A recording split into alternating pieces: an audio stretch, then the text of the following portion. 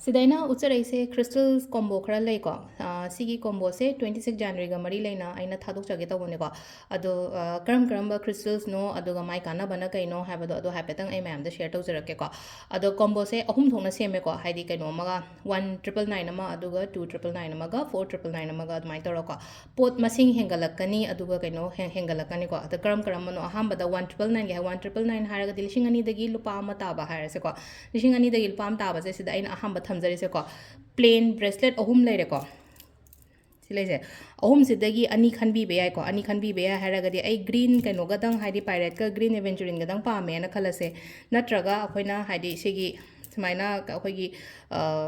कइनो नत्रगा high तारको high सिगी अनि SIM अदुमाइ लौबीबा अमा नत्रगा रोज quartz का पायरेट का पामे नत्रगा हाइदी पायरेट का ग्रीन एवेंचुरिन का हाइदी प्लेन ब्रेसलेट अनि म लेजरेको सिदा अदुगा टम्बल्स मंगा अमाको टम्बल्स से अखोइना क्लियर क्वार्ट्स एमेथिस्ट यावरे सिट्रिन यावरे ब्लैक टर्मलिन ने पायरेट ने को अदो सी लौनिंग दे हारगो ऑप्शंस हाइजे ग्रीन एवेंचुरिन हापनिंग ने का हारजे को ग्रीन एवेंचुरिन ओना मसिंदोगा हाइदी टम्बल्स मंगा गी सेट अमा लेरानी को अदुगा सिलेजे अखोइगी लिकोनगा गुमती चक्रगजे थंबा दुम फैको अंगांगी टेबल द कइदा आई सिदा लेसे अखोइगी अंगांगी लाइक तोम टेबल नेको आइगी टेबल दे नते अदो सिदा आइना सेमबो कोटपा तौसे माइसु मैम थमेबा टेबल सिदा लेनको हाइदी टेबल से थमिसे अखोइगी सिदा दुम लोइन हापचलगा थंबदो कइनो मदा जार मचा अमदा मोय लाइक तोबो कोपा अंगांगी फाइना कोइना थंबीबा हाइ तारा को सिगी ममांग सिदा अदो सिगी टम्बल्स ओइरो नत्रगा हाइदी सिगी कइनो ओइरो को सिगी गुमती चक्र के काल थंबा याइको सिगी सेट से को हामबगी सिगी सेट से सिदा अखोइना पिजरीसे को कइनोदा लुपा लिशिंग अनि दगी लुपा अमा ताबा को 1999 दा कॉम्बो से सी सेट अमा लेको नुंग मंगा अमा लेरे अदुगा सिगी कइनो मा को अदो ngसाइगे ना हाइबदो प्लेन अनि सिदा अमा हेता खनबे याइ को अहुम सिगी मरक सिदा रोज क्वार्ट्स ने ग्रीन एवेंचुरिन ने पायराइ ने को अहुम सिगी मनुंग सिदा को प्लेन दा हाइरगदी को सिमा लोबीबे यारे को हामबगी कइनोदा हाइदी ngसाइगी टम्बल्स मंगा अमा ने सिमा लेरे को सिसिना खोइगी कइनोगी ओइना सेमजरे को 1999 की को मथंगी 2999 दना एकरम हाप कस्टमाइजेशन ओइना हापके दुसु यंग मिनरसे मैम अदुगा अमना 2999 को लिशिंग अहुम दगी लुपा अमा ताबा को अदुदना ब्रेसलेट से को सिगी अखोइना बिजनेस की ब्रेसलेट से ओइगेरा को स्टूडेंट की कस्टमाइज ओइगेरा नत्रगा हाइदी करियर की कस्टमाइज ओइगेरा नत्रगा हाइदी पुला पुंजन ऑल इन वन कॉम्बिनेशंस कुंबा को अदु ओइगेरा नत्रगा ट्रिपल प्रोटेक्शन विथ 7 चक्र नत्रगा हाइदी मनी मैग्नेट को हाइदा लेरिबा कस्टमाइजेशंस मैम से हाइ तार को सिदगी अमा लोबिरसेबा आइना पामंग खले आई बिजनेस तब मीने हारसे को बिजनेस की ब्रेसलेट से हाइ तार को सीमा हापनी को अदुगा अमना अखोइगी कइनो से सिलेजे को टम्बल से अहामदा मंगा हापेको सिदना तरेत हापेको तरेत हापी से कोई एमेथिस्ट ने ग्रीन एवेंचुरिन ने क्लियर क्वार्ट्स ने सिट्रीन ने रोज क्वार्ट्स ने ब्लैक टूरमलिन ने अदुगा कइनोगा कॉपरराइट का अदुगा सिगी कॉम्बो अमगा हाइताको सिसिना अखोइना साजै से कइनो ओइना ओइरेको 2999 दको 2999 द सिमा लोबीबे यानिको हाइदी कइनोदा अदो सिगी ngसाइ ब्रेसलेट ngata लेबे हाग कुना योलोमेजे अहामबदा लिशिंग अमगा चनिपान गुम्बा कइगुम्बा दुमाइना योलेको अदुदा हाइदी संग चनिपान सिगी कइनो सिदा दुमाइन तोरगा सारानि को सिगी सिसिना खोइगी कइनो योइना को हाइदी 2999 गी कइनोदा हाइतार को सेल द दुमाइन हापनि को सिगी सेकंड सेट हाइतार को सिमा लेरेको सिदी दुम अखोइना हापजरेको साइड तगी हाइदे हयेंग कोना सिनगेरा खोटकेरा को हाइदी मथंगी कनो मलाकोन दिवाली लापदबो हापनबो खोनबो ओरसु दुम हापसे को अदुगा नु तरेत अमगा को सिसिना 2999 अखोइना सेमदैसे को अदो कस्टमाइजेशंस अमा हेता याइ को अखोइदा लेरिबा कस्टमाइजेशंस अमा लागा दुम खनबीबा याइ को अदुगा दुम फोन तौरगा हाइबिरसु यागनि को अदुगा लास्ट की को अखोइगी 4999 की कॉम्बो आई हाइपेतंग शेयर तौजरगे को दुदुमगा अदुगा लास्ट की 4999 की कइनोसिना करम बनो हाइ कांसिदा अखोइगी कस्टमाइजेशन दा अनि खनबीसी को अखोइना अमा हेता हेतारगा कस्टमाइजेशन दा अनि खनबा नत्रगा प्लेन ब्रेसलेट को प्लेन ब्रेसलेट ngसाइगी अहाम बैदोना हाइदिसदना ऑप्शन से खरा पीरे को हाइदि ऑप्शन खरा पीरे हाइदि एकोमेराइन ओइगेरा अखोइगी मून स्टोन नत्रगा मदर ओपल को अदु नत्र हाइदि एकोमेराइन अनि सुरे को सिट्रीन रेड कार्नेलियन के सुगुम बदे खनबी बेय को अमा प्लेन क्रिस्टल अहुम को नत्रगा हाइदी सी पुलअप नते को नत्रगा हाइरम जेना प्लेन क्रिस्टल अहुम नत्रगा हाइ तार कस्टमाइजेशंस अनि सिगी मनुंग सिदा अमा लोबी सेबा कस्टमाइजेशन अनि हायर्सने को नत्रगा प्लेन क्रिस्टल अहुम को अदु कस्टमाइजेशन अनि हापसे सिदा अदुगा सिदा टम्बल्स को आई टम्बल्स मापन थमजरे को सिदा कइनो लेरिसे को टम्बल मापन से अहाम को कइनो होगी रेड जेस्पर हाइरगे को रेड जेस्पर नत्रगा सिट्रिन को हाइदी होगी प्लैनेट मैम से high mental stable oinaba hai tarako balance tonabagi damakta ni koni sweet tumbles kumba thammo hai je ko red jasper je ngasai Sunday pokpa mi natraga haidi keno toba haidi moina sina be ko ado ngasai gi kari da kana ge ka haidi makok thongbo obil thaba ma taw matam da hai tarako protection stone su oi ko se je makok si se akoina thaina sum hai ko talisman kaina hai khoi khulai gumba hai tarako samna hai da khulai thang gumba kai gumba se ngasai gi sigi keno se hai tarako khoi gi jasper se khitang hapado nung se hai tarako protection gi oina natraga ngasai gi aina sin do object to object ha ga de akoina samna ha ba da haidi khulai se akoina sin do khulai je lan chang ko khoba matam da hai tar hapne ba si je ko ado do na haidi mai pak na ba mikok thong na ba khona ba adu maina ni haina khalaga thambi ba ko si je red jasper se ko relate adu ngasai karamba planet ka haidi relate oige haraga di karamba planet represent toge haraga di sun se ko nomaijing ko mathangi ko ningthau ka ba sina muga moon stone kana ba sina muga ino mind calm oigani emotional balance legani protection stone su oi ko ma se ko yamna haidi life se balance to hon ba hai tar energy balance to hon ba life to ba goal kari kra hai tar na ko sugum mayam se haidi achieve to na ba hona matam da mental stability amadi changi da na ko adu ni ko sele se ko red carnelian ko leba pokpom har sina mu haidi margam relate ore ko red carnel sina any akoi gi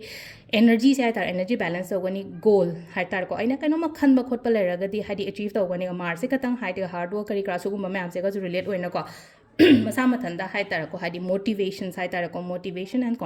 confidence to boost togani ko aduga health ki oina so phai ko nupi ngai oina har ga di health ki ngasai gi cram gumba toba khopa leina ko haidi puk ngai taba khotaba gumba leiba haidi cycle gumba da adumba da sung sai gi red carnelian sina ba je phai ko aduga relate oiba kaino sina kaino ga oire ko aduga mathang da green ko green aventurine koina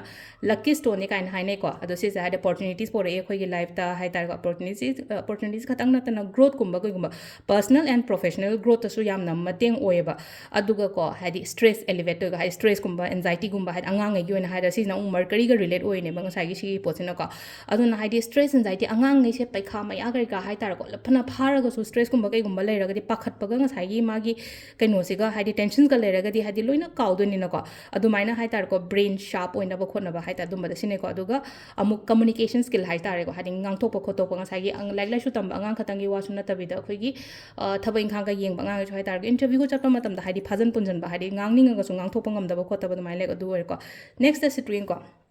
sisina mu haidi sagun sen ga relate ore jupiter ga relate ore ko sida guru and hai se ko sisina haidi luck porakani confident boost togani clarity la kani aduga ko mindset su yamna improve hai kani ko aduga isha tu su yamna haidi ko optimistic hai tar ko positive thoughts kumba kai gumba mine energies kumba yam leibo aduga silai no ko koina blood circulation su maintain to ko some health ki benefit ti loina le ko crystals ma'am se ko next ke mu irai gi har se ko irai sina haidi rose quartz na har se ko rose quartz se haidi emotional blockages kumba kai gumba leiba mayam se release ore ko adiga hade loina hade balance loina mak ka hade ta kan akoi gi keno hade chakra loina mak hai tar chakra loina mak balance tawani singa aduga personal growth yam phagani ko aduga life ta hai tar ko nungai gai phaba porok pa khot pa do oina oi ko hade ngai relationship khatangi na te ko rose words ko se ko isha gi ona self love gi ona su yam phai ko aduga mathangi ko lapis ka amethyst ka se koina ko hade si sina mu saturn ga loina relate oiba ko lapis ka keno gi kana basina mo ino mind calm oigani ko sidasu ko aduga nervous system hires no angai ga haga de si se nervous system gumba calm ohen bagumba hai tare ko stress gumba reduce tawgani aduga patience legani ko patience leiba haraga di yamna keno tawbo do hadi hatu hatu gumba tawbo ko pangang gumba lerga dum bazu halena ko hadi patience sambi bo do hadi khang ba kan ba har samna ha bada aduga mental ngasai gi hai tar ko mental peace fangani focus amuken legani good luck so attract tawgani aduga sleep hai tar ko tumba ko pasu nungai gani aduga negativity thoughts kai ka me ama leiba khot pa hai tar ko adu su phagani ba last pyrite ko pyrite sina mu si jupiter ga relate oi ko pesa nung sa kari kra admaina attract to sigi nung mapan gi combination sama hapani ko nga gi 4999 sida na duga ani ko similar ko ani na traga nga gi plain da triple a da ni ko ai na pi do se ko triple a da amaina leirani similar re aduga sida la ka da sina aina sida hap sai se ko mari manga likon manga katang hap ke ko keno ge da hai de khoi gi 4999 combo sida ko mari manga taruk tare nipan mapan tara tramathoi ko kumti chakra tramathoi am hape likon manga am hape ko aduga ko sida aina pizza doise rudraksh ki kaino ko rudraksh ki mala se logera na traga si se logera ko admaina lobi ro sai ko sida chille ko ꯁꯤꯃ ꯂꯩꯔꯦꯀꯣ ꯍꯥꯏꯗꯤ ꯁꯤꯒꯤ ꯁꯨꯃꯥꯏꯅ ꯄꯨꯂꯞ set ꯑꯣꯏꯅ ꯁꯨꯃꯥꯏꯅ ꯂꯧꯒꯦꯔꯥ ꯍꯥꯏꯗꯤ ꯁꯤꯃ ꯂꯩꯔꯦ ꯑꯗꯣ ꯉꯁꯥꯏꯒꯤ 4999ꯒꯤꯁꯤꯗꯀꯣ ꯑꯩꯈꯣꯏꯅ ꯁꯤꯗ ꯍꯥꯞꯇꯣꯏꯁꯦ ꯍꯥꯏꯇꯥꯔꯦꯀꯣ ꯁꯤꯒꯤ ꯀꯩꯅꯣ ꯃꯌꯥꯝꯁꯦ ꯇꯝꯕꯜꯁ ꯑꯗꯒꯤ ꯀꯩꯅꯣ ꯁꯤꯒꯤ ꯑꯃ ꯂꯩꯔꯦ ꯑꯗꯨꯒ ꯁꯨꯃꯥꯏꯅ ꯀꯔꯤ ꯁꯤꯒꯤ ꯀꯁꯇꯃꯥꯏꯖꯦꯁꯟ ꯕ꯭ꯔꯦꯁꯂꯦꯠ ꯑꯃ ꯍꯥꯏꯗꯤ ꯁꯤ ꯇꯝꯕꯜꯁ ꯀꯩꯀꯥ ꯂꯣꯏꯅ ꯂꯩ ꯑꯣꯜꯔꯦꯗꯤ ꯂꯩꯖꯩ ꯈꯣꯠꯆꯩ ꯍꯥꯏꯔꯒꯗꯤ ꯑꯩꯈꯣꯏꯒꯤ ꯔꯨꯗ꯭ꯔꯥꯛꯁꯤ ꯃꯥꯂꯥ ꯅꯠꯇ꯭ꯔꯒ ꯑꯩꯈꯣꯏꯒꯤꯀꯣ 6 ꯑꯩꯈꯣꯏꯒꯤ ꯍꯥꯏꯗꯤ 6 ꯃꯨꯈꯤ ꯇꯔꯨꯛꯀꯤ ꯔꯨꯗ꯭ꯔꯥꯛꯁꯀꯨꯝꯕ ꯂꯩꯀꯣ ꯀꯩꯅꯣ ꯁꯤ ꯍꯦꯜꯊꯀꯤ ꯑꯣꯏꯅ ꯌꯥꯝ ꯐꯩꯀꯣ ꯁꯤꯗ ꯃꯄꯥꯟ ꯍꯥꯏꯇꯥꯔꯦ ꯏꯁꯤꯡ ꯃꯔꯤ ꯅꯨꯡꯉꯥꯏꯇꯕ ꯈꯣꯠꯇꯕ ꯍꯥꯏꯔꯁꯤꯅꯀꯣ ꯑꯗꯒꯤ ꯉꯛꯁꯝ ꯃꯔꯤ ꯅꯥꯕ ꯈꯣꯠꯄꯗꯁꯨ ꯌꯥꯝꯅ ꯐꯩꯀꯣ ꯑꯗꯨꯒ ꯍꯥꯏꯗꯤ ꯃꯤꯠꯀꯨꯝꯕ ꯀꯩꯒꯨꯝꯕꯗꯅ ꯔꯨꯗ꯭ꯔꯥꯛꯁꯦ ꯁꯤꯁꯦ ꯑꯗꯨꯝ ꯑꯩꯈꯣꯏꯅ ꯆꯥꯟꯗꯤꯗ ꯀꯩꯗ ꯁꯥꯗꯣꯛꯄꯤꯔꯁꯨ ꯅꯠꯇ꯭ꯔꯒ ꯍꯥꯏꯗꯤ ꯍꯧꯖꯤꯛ ꯁꯥꯗꯣꯛꯇꯕꯤ ꯑꯗꯨꯝ ꯍꯥꯏꯗꯤ ꯁꯨꯃꯥꯏꯅ ꯑꯗꯨꯝ ꯑꯩꯅ ꯂꯪꯍꯨꯝ ꯑꯃ ꯇꯧꯔꯒ ꯌꯥꯜꯂꯁꯨ ꯌꯥꯏꯅꯀꯣ ꯍꯥꯏꯗꯤ ꯁꯤꯒꯤ ꯑꯅꯤ ꯑꯍꯨꯝꯁꯤꯒꯤ ꯃꯔꯛꯁꯤꯗꯀꯣ ꯑꯗꯨꯃꯥꯏꯅ ꯈꯟꯕꯤꯕꯀꯣ ꯑꯗꯣ ꯁꯤꯗ ꯂꯩꯔꯦꯀꯣ ꯍꯥꯏꯗꯤ ꯑꯩꯈꯣꯏꯒꯤ ꯀꯩꯅꯣꯒꯤ ꯑꯣꯏꯅ ꯍꯥꯏꯇꯥꯔꯦꯀꯣ ꯑꯩꯈꯣꯏꯒꯤ 4999ꯒꯤ ꯑꯩꯈꯣꯏꯅ ꯁꯦꯝꯖꯔꯤꯁꯦꯀꯣ ꯃꯌꯥꯝꯒꯤꯗꯃꯛꯇ ꯑꯗꯣ ꯁꯤꯁꯤꯅ ꯑꯩꯈꯣꯏꯒꯤ ꯀꯩꯅꯣꯒꯤꯀꯣ ꯑꯗꯣ ꯁꯤꯗꯅ ꯑꯩꯅ ꯑꯣꯞꯁꯟ ꯊꯝꯃꯦꯀꯣ ꯍꯥꯏꯗꯤ ꯁꯤ ꯅꯠꯇ꯭ꯔꯒ ꯁꯤ ꯑꯅ